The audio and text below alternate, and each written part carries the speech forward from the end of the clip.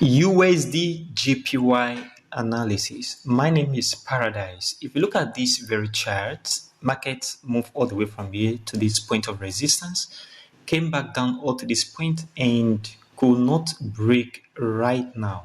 So what I am expecting on the USDJPY is the market to move a little bit. At the opening of the market on Monday, market should go a little bit to the upside, and as we approach the trading week, that is from Tuesday, Wednesday, Thursday to Friday, I will be expecting the market to drop on USDJPY across all time frame.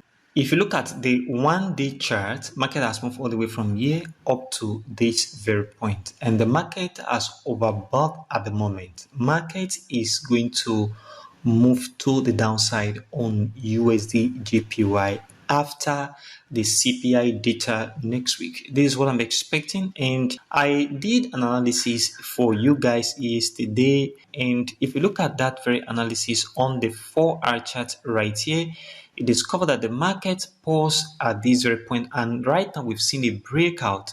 Market is going to move to the upside without doubt. This market is going to move to the upside. So after the breakout, I told the market is going to move to the upside, and that very movement will not last long because it's going to be a retracement before continuation back to the downside, and that's a buy position for scalping and a buy position for day trading would be very, very good to trigger immediately after this very breakout on this trend line, and market is going to move to the upside guard, especially after the CPI data next week. We're going to see the market move gradually to the upside before its continuation to the downside before the federal fund rates. This is what you need to pay attention to and watch closely on the Euro USD and USDJPY. Thank you for watching, and don't forget to subscribe